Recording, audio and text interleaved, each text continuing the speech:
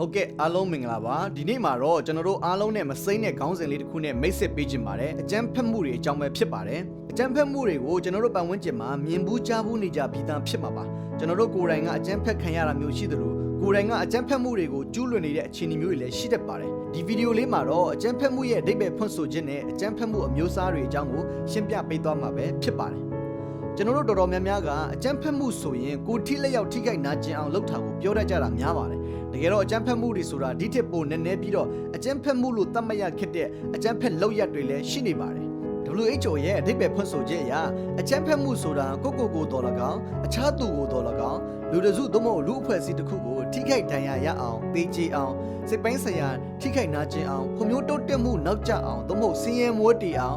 ရည်ရွယ်ချက်ရှိနဲ့ကိုထိလက်ရောက်ကျူးလွန်တာသို့မဟုတ်အင်အားသုံးချိန်ချောက်တာလို့ဖော်ပြထားပါတယ်โอเคပါဒီအပေါ်အခြေခံပြီးတော့ကျွန်တော်တို့အကြမ်းဖက်မှုတွေကိုအမျိုးအစားခွဲခြားလိုက်ရအောင်ပါနံပါတ်1 physical abuse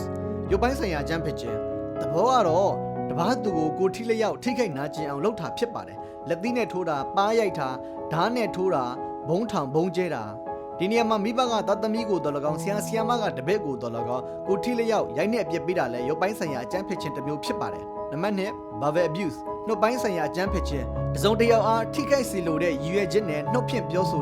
ာစာဖြင့်ရေးသားဖော်ပြတာမျိုးဖြစ်ပါတယ်ဥပမာတပားသူအားအော်ဟဲ့ဆဲဆိုချိန်မောင်းတာလူမျိုးနာမည်တက်ကဲ့ရဲ့ပြစ်တင်ရှုတ်ချတာဆိုရှယ်မီဒီယာပေါ်မှာလူတစ်ယောက်အကြောင်းအမုန်းစကားရေးသားဖြန့်ဝေတာစသဖြင့်ဖြစ်ပါတယ်နံပါတ်3 sexual abuse လိင်ပိုင်းဆိုင်ရာအကြမ်းဖက်ခြင်းလူတစ်ယောက်ရဲ့သဘောတူညီချက်မပါဘဲလိင်ကိုအခြေပြုပြီးထီကဘာရီကဘာပြောဆိုတာကင်တွယ်တာဖိအားပေးချိန်ချောက်တာဖြစ်ပါတယ်ဥပမာအလိုမတူပဲကာမရယူတာအလိုမတူပဲတပားသူရဲ့ private နေရာများကိုတိုးထိတာမျိုးသို့မဟုတ်အတန်ဖြင့်နှောက်ယှက်ပြောဆိုတာမျိုးကိုဆိုလိုပါတယ်အိမ်နောင်တဲ့အမျိုးသားကမိမိရဲ့အမျိုးသမီးကိုအတင်းအဓမ္မကာမရယူခြင်းဟာလည်းလိင်ပိုင်းဆိုင်ရာအကြမ်းဖက်မှုမြောက်တယ်လို့ဆိုပါတယ်နံပါတ်4 emotional abuse စိတ်ခံစားချက်ပိုင်းဆိုင်ရာအကြမ်းဖက်ခြင်းတနည်းအားဖြင့် psychological abuse စိတ်ပိုင်းဆိုင်ရာအကြမ်းဖက်ခြင်းဆိုပြီးသုံးကြပါတယ်သူတို့နှစ်ခုမှာကွဲပြားတဲ့အချက်လေးတွေရှိကြပေမဲ့တော်တော်များများအချက်တွေကတူညီနေတာကြောင့်တွဲသုံးကြတာဖြစ်ပါတယ်အဓိပ္ပာယ်ကတော့လူတဦးအားမိမိကိုယ်ကိုတန်ဖိုးမဲ့သူသို့မဟုတ်အသုံးမကျသူအဖြစ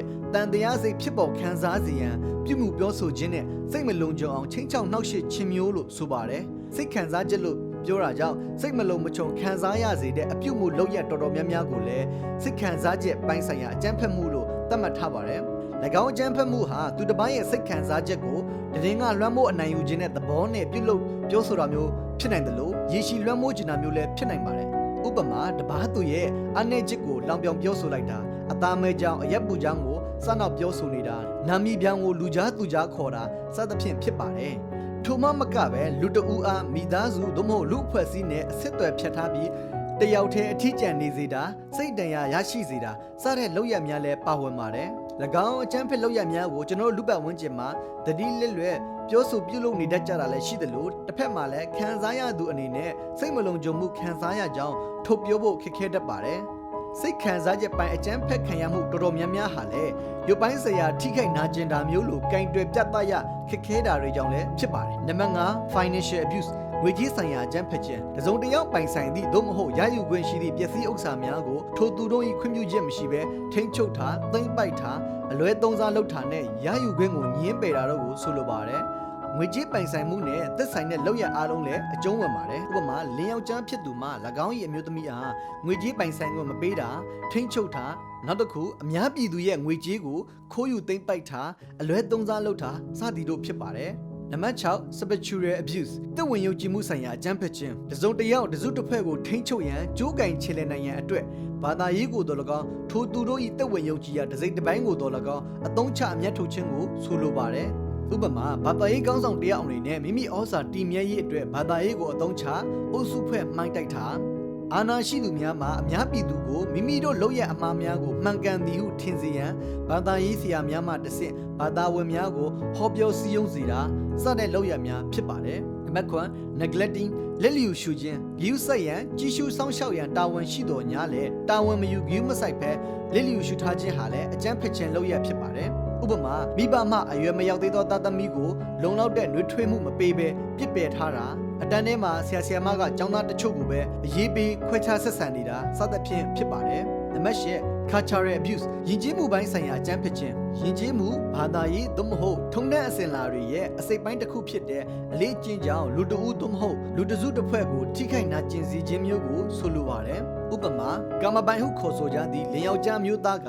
မိမိ၏အိမ်တော်ဘဲအမျိုးသမီးအားအတင်းအကျပ်ကာမရယူခြင်းနဲ့ကိုထိလျောက်ရိုက်နေခြင်းကအိမ်နွေးကိစ္စဖြစ်တယ်လို့သတ်မှတ်ထားပြီးတော့ကာကွယ်ပေးဖို့ဥပဒေတွေနေပါခြင်းဟာလေအိမ်နောင်တဲ့အမျိုးသမီးများအပေါ်ယဉ်ကျေးမှုအရာအကြမ်းဖက်ခြင်းတစ်မျိုးဖြစ်ပါတယ်။နံပါတ်9 structural abuse စနစ်အရာအကြမ်းဖက်ခြင်းလူတဦးချင်းကိုတော်၎င်းလူတစုကိုတော်၎င်းမတရားဥပဒေတွေသို့မဟုတ်အာဏာရှိသူများမှခွဲခြားဆက်ဆံမှုပြုတဲ့အခါ၎င်းလုပ်ရများအတွက်တရားမျှတမှုမရှိတာမိမိကိုယ်ကိုကာကွယ်ခွင့်မရတာ